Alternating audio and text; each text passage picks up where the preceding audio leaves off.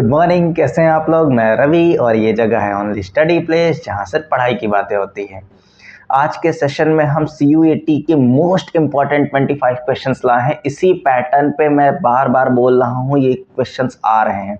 अगर आप इस पैटर्न को समझ गए तो समझ लीजिए आपके CUET का पेपर बहुत आसान होने वाला है। देखिए, हमारे सामने आज पहला क्वेश्चन है, a number is increased by 25% becomes 500, what is the original number। एक संख्या में यदि 25% की वृद्धि कर दी जाए तो वो 500 हो जाती है, तो मूल संख्या क्या है।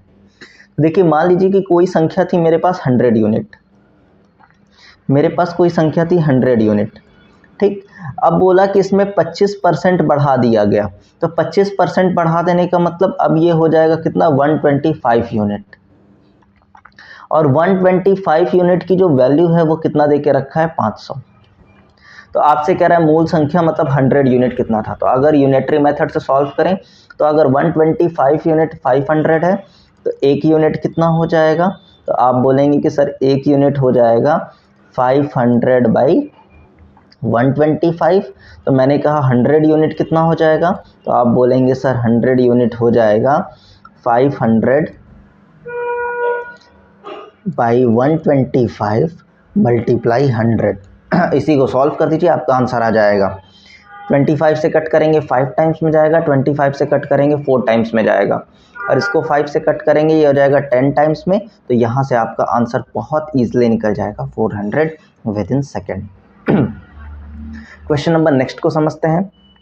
तो देखिए, क्वेश्चन नंबर नेक्स्ट कह रहा है कि 72 और 120, 120 और 72 का HCF निकालिए। तो HCF निकालने के लिए मैंने सबसे अच्छा मेथड आपको सिखाया है कि इन दोनों को आप LCM की तरह ही सॉल्व करिए और देखिए कि मैक्सिमम किस नंबर से कट रहे हैं। तो देखिए ये कितने नंबर से कट रहे हैं, तो ये 6 से कट हो जाएंगे, तो कितने बार में जाएगा, 12 बार में जाएगा, ये 20 बार में जाएगा। अभी भी कट रहे हैं, सही बात है, अभी भी कट रहे हैं, किस नंबर से, 4 से कट रहे हैं, तो ये हो जाएगा 3 टाइम्स और ये हो जाएगा 5 टाइम्स। अब देखिए कि क्या कोई ऐसा नंबर है क्या जो 3 और 5 को एक साथ कट कर दे रहा हो, तो नहीं कट कर पा रहा है। तो इसका मतलब जब नहीं कट कर पा रहा है तो इन दोनों का प्रोडक्ट ही क्या हो जाएगा, हमारा HCF हो जाएगा। तो 6 और 4 का प्रोडक्ट हमारा कितना होगा, तो यहाँ से 6 मल्टीप्लाई 4 करेंगे तो कितना आ जाएगा, 24, और यही हमारा कितना हो जाएगा, HCF। Option number B is correct. Next question को समझते हैं। देखिए, नेक्स्ट क्वेश्चन कह रहा है, एक दुकानदार है, वस्तु के क्रय मूल्य से 40% अधिक अंकित करता है, मतलब मार्क करता है, और फिर 10% की उस पर छूट दे देता है, डिस्काउंट दे देता है। और shopkeeper marks his goods 40% above the cost price and allows 10% discount. तो कह रहा है फिर भी उसको प्रॉफिट हो रहा है, और बताइए वो कितना हो रहा है। तो देखिए कैसे करेंगे। मान लीजिए हमारे पास कॉस्ट प्राइस हमें नहीं पता, तो हम इतना समझते हैं कि कॉस्ट प्राइस जो है, कुछ भी आप ले सकते हैं, पर मैं क्वेश्चन को सॉल्व करने के लिए 100 यूनिट लेता हूँ। 100 यूनिट से मेरा क्वेश्चन बहुत इजी हो जाता है। तो मान लीजिए कि कॉस्ट प्राइस मेरे पास 100 यूनिट रहा होगा। अब बोला कि 40% अधिक मार्क करता है, तो 40% अधिक मार्क करेगा, मतलब जो मार्क्ड प्राइस होगा वो कितना हो जाएगा, 140 यूनिट हो जाएगा, ठीक। अब इसके बाद 10% का डिस्काउंट भी देता है। तो डिस्काउंट हमेशा किस पे दिया जाता है, मार्क्ड प्राइस पे। तो अगर मैं 10% का डिस्काउंट पूछूं तो मतलब कितने में बेचता होगा, तो 140, 10% का तो डिस्काउंट दे दिया, मतलब 90% पे वो बेच रहा होगा। तो अगर मैं इसको कट करूं यहाँ से, तो ये कितना हो जाएगा, ये हो जाएगा 9 4 जा 36, और ये हो जाएगा 126, मतलब CP कितना हो गया हमारा, 126 SP। और CP कितना था, 100 यूनिट था। तो बताइए कोई चीज़ 100 यूनिट में खरीद रहा है और 126 में बेच रहा है, मतलब उसको फ़ायदा कितने का हो रहा है, 26 का, और 100 पे है, तो यही क्या हो जाएगा, परसेंटेज। तो आंसर हमारा बहुत ईजिली आ गया, कितना आ गया, 26%। क्वेश्चन नंबर नेक्स्ट समझते हैं। देखिए, क्वेश्चन नंबर नेक्स्ट कह रहा है, फाइंड द सिंपल इंटरेस्ट 4000, 4000 रुपये हैं, 7% पर एनम 3 साल के लिए। तो देखिए हमारे पास 4000 रुपये था, ठीक। 7% का इंटरेस्ट लग रहा है 3 साल के लिए, तो 1 साल का 7%, तो 3 साल का 21% लगेगा। तो 21%, अगर मैं परसेंटेज पूछूं तो 21/100, तो इसी को सॉल्व कर देंगे, हमारा आंसर आ जाएगा। तो यहाँ से 0 से 0 कैंसिल हो जाएगा और ये हो जाएगा 21 4 जा 840। तो हमारा बहुत आसानी से इसका आंसर आ जाएगा 840, option number D. Question number next करते हैं। देखिए इसको कैसे सॉल्व करेंगे हम लोग। ये क्या हो गया भाई, हाँ इसको थोड़ा सा ऊपर कर दिया जाए। अब आते हैं, कह रहा है कि A/B जो दिया है वो 2/3 है और B/C दिया है वो 4/5 है, तो आपसे A/B/C पूछ रहा है। इसके लिए सबसे अच्छा मेथड मैंने बताया है कि आप A/B/C लिख लीजिए ऐसे। देखिए A/B कितना दिया हुआ है 2/3 और B/C कितना दिया हुआ है, तो बोलेंगे 4/5। ठीक। अब ये दो ब्लॉक खाली हैं, एक यहाँ वाला, देखिए यहाँ वाला और एक यहाँ वाला। तो देखिए इसके जस्ट बगल वाला नंबर देखिए, तो ये किसके बगल में, 3 के बगल में, तो यहाँ पे 3 कर दीजिए। और ये किसके बगल में, 4 के बगल में, तो यहाँ 4 कर दीजिए। बस मल्टीप्लाई कर दीजिए, आंसर आ जाएगा। 4 2 जा 6, 3 4 जा 12 और 5 3 जा 15। अब क्या ये किसी से कट रहा है, हाँ कट रहा है, तो कट कर दीजिए। 3 से कट करेंगे 2 टाइम्स में, 3 से कट करेंगे 4 टाइम्स में, 3 से कट करेंगे 5 टाइम्स में, और 2/4/5 यही आपका आंसर हो जाएगा। ऑप्शन नहीं है ये, देखिए ऑप्शन गलत हुआ है, यहाँ पे 4 होगा। और ऑप्शन नंबर नहीं सॉरी, 3 से कट के ना 3, हाँ सही है, ठीक है, option number A is correct. Question number next समझते हैं। देखिए क्वेश्चन नंबर नेक्स्ट बहुत अच्छा पूछा गया है। यहाँ पे क्या रहा है, 5 संख्याओं का जो औसत है वो क्या रहा है कि 20 है। The average of 5 number is 20। 5 संख्याओं का औसत 20 है। कह रहा है उनमें से एक संख्या 30 है। कह रहा है कि शेष संख्याओं का औसत निकालिए। तो एवरेज इज इक्वल टू होता क्या है, तो मैंने आपको बताया है कि एवरेज इज इक्वल टू होता है sum of number upon observation, total number of observation, या sum of observation upon total number of observation. ठीक है। तो देखिए एवरेज दिया है कितना 20, एवरेज कितना दिया है 20, 5 संख्याओं का औसत कितना है 20, सही है। तो हम इसका सम फाइंड कर सकते हैं, सम। तो 5 संख्याओं को जोड़ने पर मैं पूछूं कितनी संख्या आएंगी, तो देखिए टोटल कितनी संख्या है, तो बोलोगे 5। तो यहाँ से सम कितना आ जाएगा, तो सम आ जाएगा आपका 20 × 5 कितना आ जाएगा 100। ये क्या बता रहा है, मतलब 5 संख्याओं को जोड़ने पर कितना आ रहा है 100 आ रहा है। अब कह रहा है इनमें से एक संख्याएं जो है वो 30 है, तो इनमें से एक संख्याएं 30 है, तो अगर मैं इस 30 को घटा दूं तो अब 4 संख्याओं को जोड़ने पर कितना आएगा, 4 संख्याओं को जोड़ने पर कितना आएगा 70 आएगा। बात समझ पा रहे हैं। तो अब 4 संख्याओं को कह रहा है कि औसत निकालिए, शेष संख्याएं 4 ही हैं, तो 4 संख्याओं का औसत, तो एवरेज इज इक्वल टू हो जाएगा सम। सम कितना दिया हुआ है 70, और कितनी संख्या है टोटल 4, तो अब इससे डिवाइड कर दीजिए, तो ये हो जाएगा कितना, 2 से कट करेंगे 35/2, और यहाँ से ये हो जाएगा 17.5। बहुत आसानी से आप आंसर को कैलकुलेट कर सकते हैं, ये आ जाएगा 17.5। क्वेश्चन नंबर नेक्स्ट देखिए क्या बेहतरीन क्वेश्चन है। क्वेश्चन कह रहा है कि एक मिश्रण में 5 लीटर दूध, 10 लीटर दूध और 5 लीटर पानी है। मतलब हमसे कह रहा है कि मिल्क और वाटर दो चीज़ है, 10 लीटर दूध और 5 लीटर पानी है। इनका एक तरह से मैं रेशियो निकालूं तो ये 2:1 के फॉर्म में है। तो कह रहा है कि मिश्रण में पानी का प्रतिशत कितना है। तो देखिए पूरा मिश्रण कितना है, तो 2 और 1 पूरा मिश्रण कितना है 3 है, और उसमें से पानी कितना है, तो पानी 3 में से सिर्फ 1 पार्ट ही है, और ये आ गया फ्रैक्शन में। और फ्रैक्शन को अगर हम परसेंटेज में कन्वर्ट करें तो 100 से मल्टीप्लाई कर देंगे, और जैसे इसको कट करेंगे कितना आ जाएगा 33.33%। ये हमारा आंसर आ जाएगा। उम्मीद करते क्वेश्चन समझ में आया होगा। चलिए क्वेश्चन नंबर नेक्स्ट को पढ़ते हैं। देखिए स्पीड डिस्टेंस टाइम से क्वेश्चन है ये। तो कह रहा है कि एक कार आधी दूरी को 40 किलोमीटर प्रति घंटे और शेष दूरी को 60 किलोमीटर प्रति घंटे की स्पीड से तय करता है, तो औसत गति। तो देखिए आपको दो स्पीड दिया है, S1 दे रखा है 40 किलोमीटर प्रति घंटा, और S2 दिया है, स्पीड 2 दिया है 60 किलोमीटर प्रति घंटा। तो अगर आपको दो स्पीड दे के रखा हो तो और अब से एवरेज स्पीड पूछ रहा हो तो बहुत आसान होता है, ये होता है 2 into S1 into S2 upon S1 plus S2। इस फॉर्मूले पर रख देंगे, आपको बहुत आसानी से एवरेज स्पीड निकल कर आ जाएगा। देखिए कैसे करेंगे, 2 S1 कितना है 40, S2 कितना है 60 और नीचे क्या हो जाएगा 40 प्लस 60। इसको अगर हम सॉल्व कर दें तो ये हो जाएगा 2 40 मल्टीप्लाई 60 अपॉन में ये कितना हो जाएगा 60 और 40 100। तो 2 0, एक और 2 0 ख़त्म हो जाएगा, 6 चौके 24 और दूनी 48। तो यहाँ से एवरेज स्पीड निकल कर आ जाएगा 48 kilometre per hour. Question number next समझते हैं।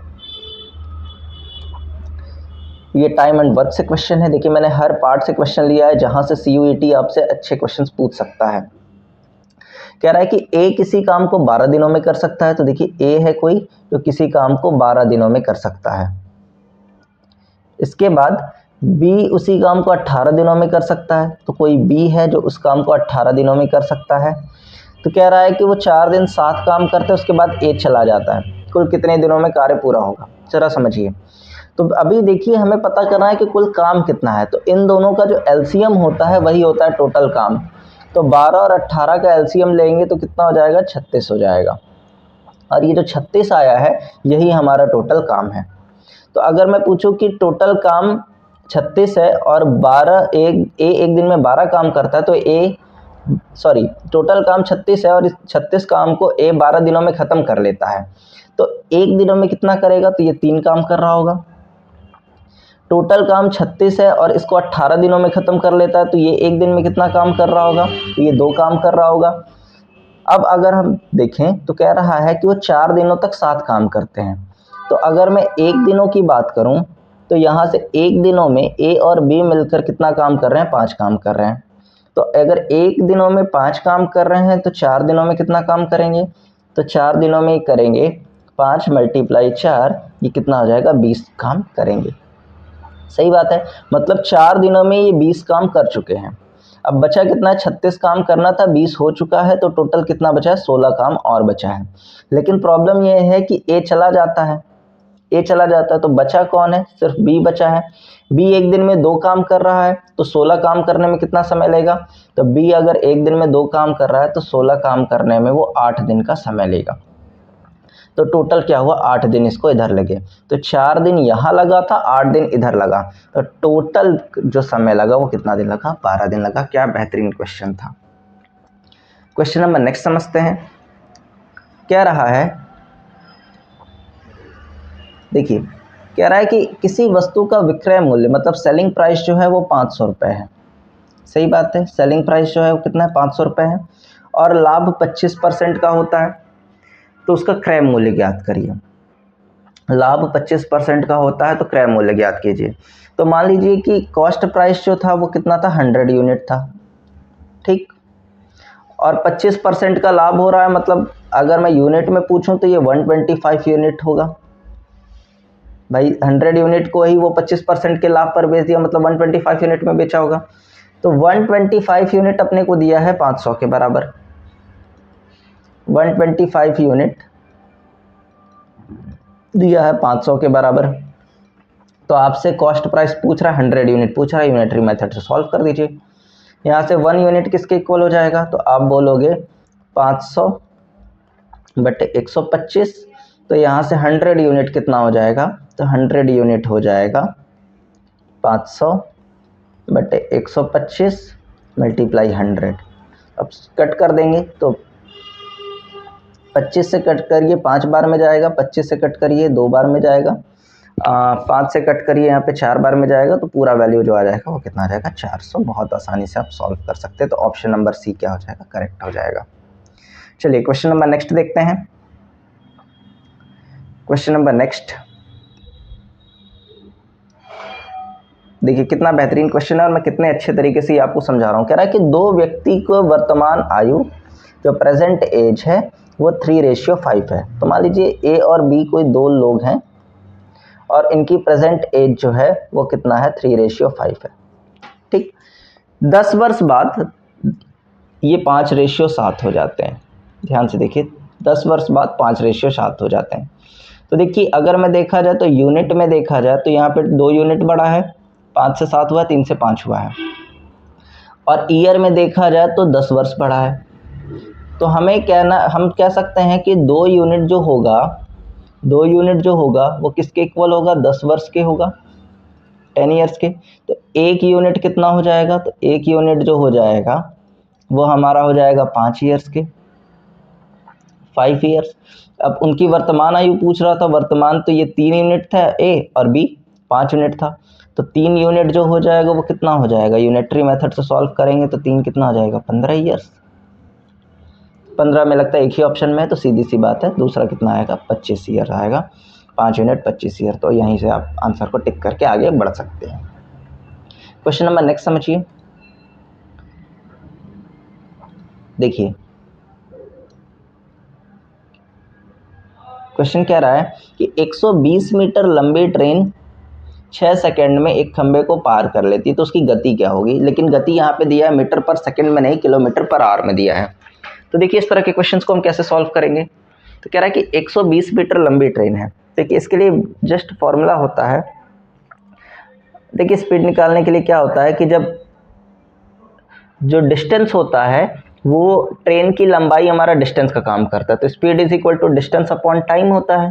तो यहाँ से ट्रेन की लंबाई कितना है, 120 है, और टाइम कितना ले रहा है, खंबे को पार करने में 6 सेकंड ले रहा है। इसको हम कट कर देंगे तो इसका आंसर आ जाएगा 20 मीटर पर सेकंड। पर आपको ऑप्शन नहीं दिख रहा होगा क्योंकि ऑप्शन जो दिया है वो किस में दिया है, किलोमीटर पर आवर में दिया है। तो हम एक आपको रूल बताते हैं, आप इसको याद रखेंगे तो आप बहुत आसानी से क्वेश्चन को कर पाएंगे। तो ये 18 किलोमीटर पर आवर जो होगा वो याद रखिएगा इक्वल होता है 5 मीटर पर सेकंड के। अब इससे आपको कन्वर्जन बहुत आसान होगा, याद भी नहीं रखना होगा। तो आपको 20 मीटर पर सेकंड को किलोमीटर पर आवर में कन्वर्ट करना है। तो इसको आप लिख सकते हैं 5 मीटर पर सेकंड, ये इक्वल हो जाएगा 18 किलोमीटर पर आवर के। तो यहाँ से 1 मीटर पर सेकंड जो हो जाएगा वो इक्वल हो जाएगा किसके, 18/5 किलोमीटर पर आवर के। और 20 मीटर पर सेकंड जो हो जाएगा वो हो जाएगा 18/5 इंटू 20 किलोमीटर पर आवर के। बस इसी को सॉल्व कर दीजिए। तो ये कितने बार में जाएगा, 4 बार में जाएगा, और 18 चौक कितना होता है 72। तो यहाँ से आंसर आ जाएगा 72 किलोमीटर पर आवर, और हमारा क्वेश्चन सॉल्व हो जाएगा। क्वेश्चन नंबर नेक्स्ट देखते हैं। देखिए क्या बेहतरीन क्वेश्चन है। क्वेश्चन कह रहा है कि ए किसी काम को 10 दिनों में कर सकता है, A can do a work in 10 days. तो यहाँ से ए जो है वो किसी काम को 10 दिनों में कर सकता है, तो ए मान लीजिए 10 दिनों में कर सकता है। बी 15 दिनों में कर सकता है, तो बी किसी काम को 15 दिनों में कर सकता है। और कह रहा है कि सी ए से दुगना कौशल है। इसका मतलब समझिए कि अगर उसकी एफिशिएंसी जस्ट डबल है, मतलब वो टाइम जस्ट आधा लेता होगा, तो सीधी सी बात है कि सी अगर किसी काम को 10 दिनों में कर सकता है तो आधे टाइम में करेगा, क्योंकि वो दुगना कौशल है। तो मतलब ये 5 दिनों में ख़त्म कर देगा। तो यहाँ से हमें पता चल गया कि तीनों का काम कितने दिनों में अपने अपने टाइम पे ख़त्म कर सकते हैं। अब हमें कुल वर्क निकालना है कि टोटल काम रहा कितना होगा। तो मैंने कहा इन तीनों का एलसीएम ही होता है कुल वर्क। तो 10, 15 और 5 का एलसीएम हम लेंगे तो 30 आएगा, 30, और यही हमारा टोटल वर्क होगा। अब मैं एक दिन का काम पूछूं तो यहाँ से ए एक दिन में 3 काम करेगा, बी एक दिन में 2 काम करेगा, और सी एक दिन में 6 काम करेगा। अब कह रहा है कि तीनों मिलाकर अगर एक साथ काम करने चलें तो कितना समय लगेगा। तो 30 काम को करना है, टोटल 30 काम करना है, यहाँ पर 30 काम करना है।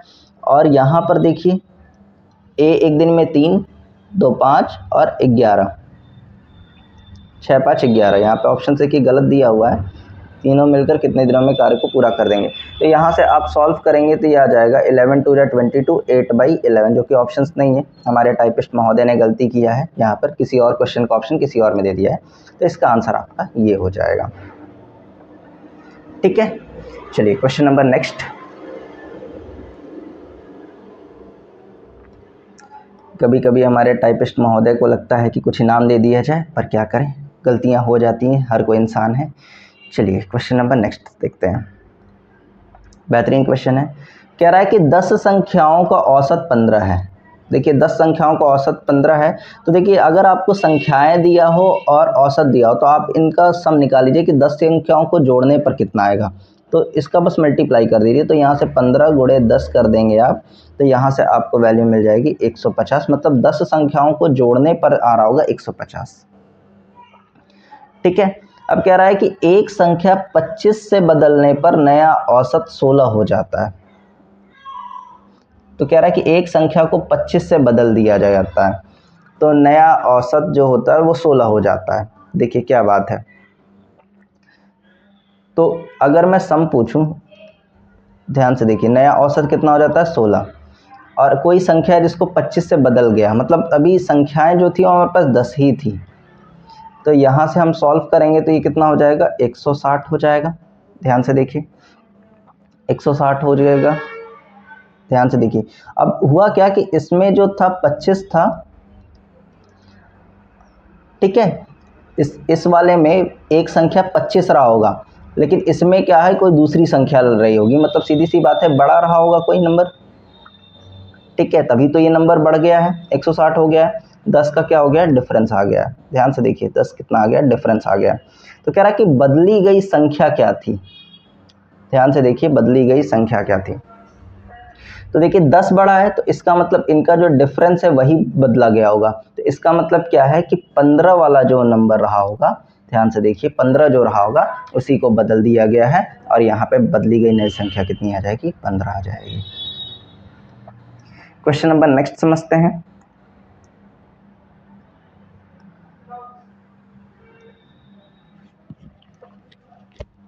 क्वेश्चन नंबर नेक्स्ट देखिए, कह रहा है कि ए और बी की वर्तमान आयु 4:5 है। ए और बी की वर्तमान आयु वो कितना है 4:5 है। ए और बी की वर्तमान आयु कितना है 4:5। कह रहा है कि 8 वर्ष बाद ये 6:7 हो जाते हैं, 6:7 हो जाते हैं, लेकिन इतना होने में उनको 8 वर्ष का समय लगता है। ध्यान से देखिए यहाँ पे कह रहा है कि ए और बी की वर्तमान आयु 4:5 है और 6 वर्ष बाद ये 6:7, मतलब देखिए यूनिट में यहाँ पे 2 बढ़ रहा है 4 से, और यहाँ पे 5 से 7, तो मतलब 2 यूनिट में बढ़ रहा है, और टाइम में 8 वर्ष बढ़ रहा है। ये बात समझ आ रही होगी।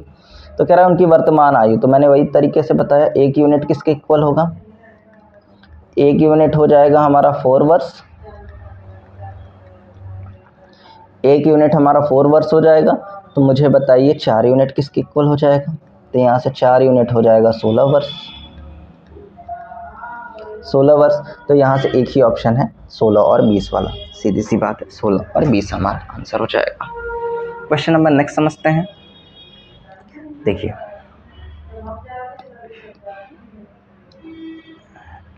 ये भी बहुत अच्छा क्वेश्चन है। देखिए कह रहा है कि ए बी से 10 वर्ष बड़ा है। तो अगर मान लीजिए ए और बी 2 लोग हैं, ए बी से 10 वर्ष बड़ा है, मान लीजिए बी एक्स ईयर का होगा, तो ए जो होगा वो 10 वर्ष बड़ा है, एक्स प्लस 10 का होगा। कह रहा है 5 वर्ष बाद ए बी की आयु से 2 गुना हो जाता है। अच्छा अब मैं पूछूं 5 वर्ष बाद इनकी एज क्या रही होगी, ध्यान से समझिएगा। After 5 years, after 5 years, after 5 years, तो ए कितना रहा होगा 5 वर्ष और बढ़ चुका होगा, तो x प्लस 15 हो चुका होगा, और b 5 वर्ष और बड़ा हो चुका होगा तो x प्लस 5 हो चुका होगा। और बोला कि 5 वर्ष बाद a b की आयु का 2 गुना होगा, तो जो x प्लस 15 है वो 2 गुना होगा b मतलब x प्लस 5 के। यहाँ से x की वैल्यू कैलकुलेट कर लीजिए, तो x प्लस 15 इक्वल टू हो जाएगा 2x प्लस 10। अब सॉल्व कर देंगे, x को इधर ले आइए 10 को इधर ले आइए, तो यहाँ से आपको x की वैल्यू मिल जानी है कितनी 5। x 5 मिल गया, तो उनकी वर्तमान आयु कितनी हो जाएगी, यहाँ से पुट कर दीजिए, तो ये हो जाएगा 15, और यहाँ पे कितना हो जाएगा 5। तो कह रहा है कि उनकी वर्तमान आयु ज्ञात करिए। तो फिर देखिए टाइपिस्ट महोदय ने फिर गलती कर दिया है, 15 और 25 कर दिया है, जबकि 15 और यहाँ पे 5 होना चाहिए था, 5 और 15। ऑप्शन नंबर सी जो है वो करेक्ट है। क्या बताएं, कभी कभी नाम देने का मन करता है पर कुछ कर नहीं सकते। चलिए क्वेश्चन नंबर नेक्स्ट को समझते हैं।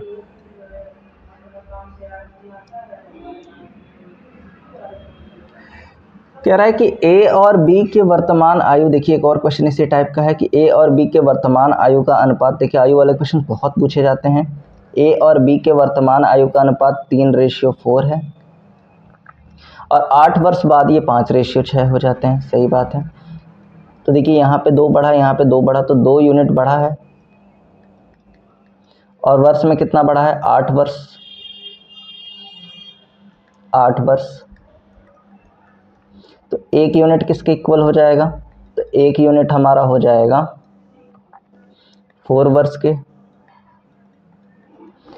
अब हमसे पूछा वर्तमान आयु ज्ञात करो, तो 3 यूनिट किसके इक्वल हो जाएगा, 12 के, और 4 यूनिट किसके इक्वल हो जाएगा, 16 के। तो 12 और 16, देखिए यही चीज़ है। यहाँ भी इन्होंने 12 और 16 में कुछ ना कुछ उल्टा पुल्टा कर दिया, ऑप्शंस इन्होंने एकदम ही गलत दे रखे हैं। तो यहाँ से याद रखिएगा 12 और 16 वर्ष, वर्तमान आयु कितना होगा, 12 और 16 वर्ष। आज इनको हमें कुछ इनाम देना पड़ेगा, क्योंकि देखिए ऑप्शन इन्होंने बिल्कुल ही मिसमैच डाल दिए। पता नहीं किस क्वेश्चन के ऑप्शन इन्होंने डाल दिए हैं। हमारे टाइपिस्ट महोदय हैं, क्या कर सकते हैं। चलिए क्वेश्चन नंबर नेक्स्ट। आइए क्वेश्चन नंबर नेक्स्ट समझते हैं। बोला पिता और पुत्र की आयु का योग 48 वर्ष है। इसमें इंग्लिश वाला नहीं है, कोई बात नहीं, एक क्वेश्चन कॉपरेट करिएगा। तो बोला पिता और पुत्र की आयु का योग 48 वर्ष है। तो मतलब अगर फादर और सन की बात कर रहा है, तो मान लेते हैं कि अगर फादर की एज x रही होगी तो सन की एज कितनी रही होगी, 48 माइनस x रहा होगा, क्योंकि दोनों का योग कितना है, 48 वर्ष है। बोला 10 वर्ष बाद, आफ्टर 10 ईयर,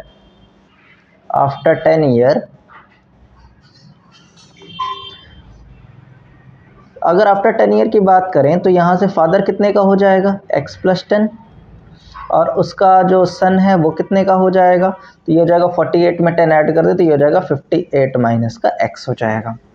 अब बोला 10 साल बाद क्या है कि जो फादर की एज है वो सन की एज का जस्ट 3 गुना हो जा रहा है। तो फादर की एज 10 साल बाद कितना है, तो ये है x + 10, सन की एज कितना है, तो ये है 58 माइनस का x इंटू कितना हो जाएगा 3। अब यहाँ से सॉल्व करके x की वैल्यू कैलकुलेट कर लीजिए। तो ये हो जाएगा x + 10, मल्टीप्लाई करेंगे तो 8 3 जा 24, 2 बचेगा, 5 3 जा 15 और 17 माइनस का 3x इधर लाइए, 10 इधर ले जाइए, तो ये हो जाएगा आपका 3x इधर ले आएंगे, 3x और x 4x, और यहाँ से 174 में से 10 को माइनस कर देंगे तो ये हो जाएगा 164। अब आप आसानी से कैलकुलेट कर सकते हैं x की वैल्यू। तो यहाँ से x आ जाएगा आपका 4 4 जा 16 और 4 1 जा 4। तो यहाँ से x जो आ गया वो कितना आ गया, 41, और यहाँ से 48 में से 41 माइनस कर देंगे तो ये हो जाएगा 7। तो 7 और 41 एक ही ऑप्शन है, option number A. Question number next समझते हैं। देखिए ये बहुत अच्छा क्वेश्चन है। कह रहा है किसी संख्या को 20% बढ़ाकर 20% घटाया जाए तो कुल प्रतिशत परिवर्तन कितना होता है। तो देखिए परसेंटेज चेंज जब सेम है, 20 बढ़ रहा है और 20 घट रहा है, तो हमेशा क्या होता है, डिक्रीज होता है। तो डिक्रीज का 2 ही ऑप्शन है। अब देखिए कैसे करेंगे, आप 20% बढ़ रहा है 20% घट रहा है तो दोनों को मल्टीप्लाई कर दीजिए और 100 से डिवाइड कर दीजिए। सिंपल सा लॉजिक है। तो आप इसको सॉल्व करेंगे तो यहाँ पे ये हो जाएगा, हमेशा डिक्रीज होता है, 4% कमी हो जाएगी, तो यहाँ से 4% डिक्रीज हो जाएगा, आंसर हो जाएगा। क्वेश्चन नंबर नेक्स्ट देखते हैं। कह रहा है कि एक संख्या में 10% की वृद्धि करने पर वह संख्या 330 हो जाती है। तो मान लेते हैं वह संख्या जो रहा होगा, नंबर जो रहा होगा वो 100 यूनिट रहा होगा। मैंने ऐसा लेट किया कि वो नंबर कितना रहा होगा, 100 यूनिट रहा होगा। अब उसमें 10% बढ़ा रहे हैं, इंक्रीज़ कर रहे हैं, तो अगर मैं 10% इंक्रीज़ कर दूं तो ये 110 यूनिट हो जाएगा, और 110 यूनिट की वैल्यू कितना दिया हुआ है, 330 दिया हुआ है, और यहाँ से मूल संख्या मतलब 100 यूनिट पूछ रहा है, तो यूनिटरी मेथड से लगा दीजिए। 1 यूनिट कितना हो जाएगा, तो 1 यूनिट हो जाएगा आपका 330 अपॉन 110, तो 100 यूनिट कितना हो जाएगा, तो 100 यूनिट हो जाएगा आपका 330 अपॉन 110 इंटू 100। अब सॉल्व कर दीजिए, 0 से 0 कैंसिल, ये 3 टाइम्स जाएगा तो वैल्यू कितनी आ जाएगी आपकी 300, जो कि ऑप्शन नंबर सी है। क्वेश्चन नंबर नेक्स्ट देखते हैं। देखिए इसको ऐसे ही ऑप्शन से आप समझ सकते हैं। कह रहा है, हाँ ठीक है, हो गया भाई, हाँ अब ठीक है। कह रहा है कि ऐसी बड़ी संख्या ज्ञात करिए जो 45 और 60 को विभाजित करने पर प्रत्येक को 5 शेष छोड़े। तो देखिए आप एक एक को चेक करिए, 5 से अगर मैं डिवाइड करूं तो एक भी रिमाइंडर नहीं बचेगा, 0 बचेगा, तो ये तो पहले ही ख़त्म। अगर मैं 10 से डिवाइड करूं तो 40 जाएगा, यहाँ रिमाइंडर 5 आएगा, और यहाँ पे 10 से डिवाइड करूं तो ये पूरा डिवाइड हो जाएगा, तो यहाँ पे भी ये ऑप्शन नहीं है। 15 से करूं तो यहाँ से 15 से भी ये पूरा चला जाएगा, ठीक है। तो यहाँ 20 से करूं तो 20 से 60 भी पूरा चला जाएगा, तो मतलब इनमें से एक और ऑप्शन होना चाहिए था जो कि नहीं दिया है, नन ऑफ दीज। कोई भी ऐसी संख्या नहीं है जो कि इनमें से मैच करे, तो यहाँ पे ऑप्शन क्या हो जाएगा, नन ऑफ दीज हो जाएगा, जो कि नहीं दिया गया था। चलिए क्वेश्चन नंबर नेक्स्ट देखिए। क्वेश्चन नंबर नेक्स्ट कह रहा है कि बहुत आसान क्वेश्चन है, बोला कि 3x - 7 इज इक्वल टू 11। तो आपसे कह रहा है x की वैल्यू बताइए, तो ये तो बहुत आसान है। यहाँ पे आप कर सकते हैं कि 3x - 7 इक्वल टू कितना दिया, 11, तो 7 इधर जाएगा तो ये हो जाएगा 3x is equal to 11 plus 7, तो यहाँ से 3x इक्वल टू हो जाएगा 11 और 7 18, और यहाँ से x की वैल्यू कितनी हो जाएगी, 6। तो 6 देखिए कौन से ऑप्शन में है, तो ऑप्शन नंबर सी है और आपका करेक्ट आंसर है।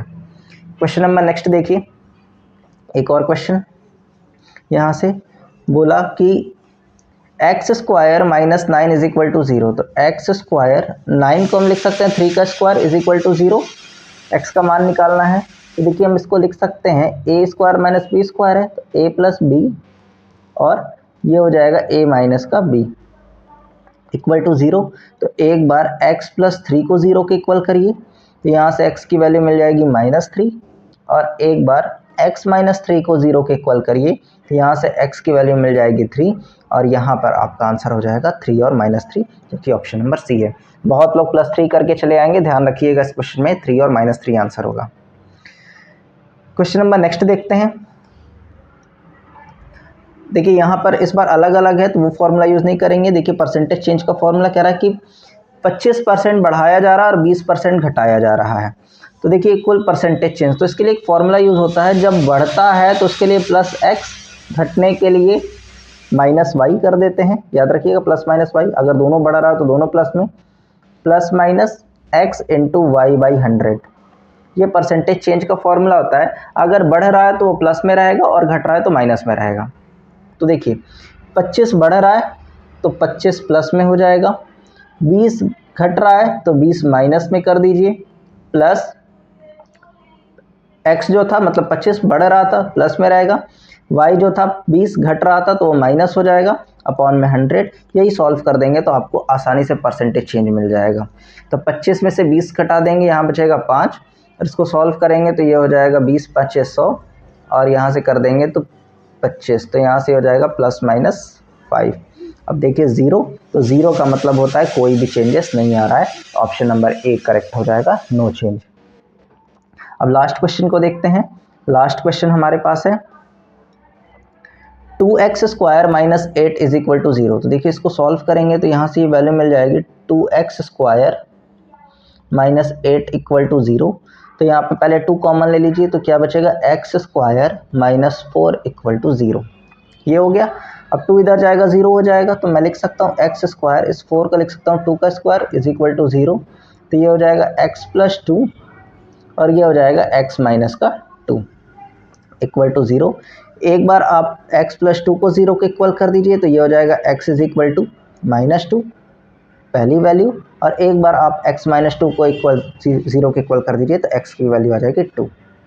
और यहाँ से हमारा ऑप्शन नंबर सी करेक्ट हो जाएगा। देखिए ये थे CUET के लिए top 25 most important question series 1। अगर आपको इसका सीरीज़ 2, सीरीज़ 3, सीरीज़ 4 चाहिए तो इस चैनल को सब्सक्राइब कर लीजिए। आपके एग्ज़ाम से पहले ये चारों सीरीज़ मिल जाएंगे और आपके मैक्सिमम क्वेश्चंस यहाँ से मिल जाएंगे। अगर आपको CUET में क्वांट्स अच्छे तरीके से करना है तो इस चैनल के साथ जुड़ जाइए, आपका क्वांट्स मैं बेहतरीन तरीके से कंप्लीट करवा दूंगा। तब तक के लिए थैंक यू।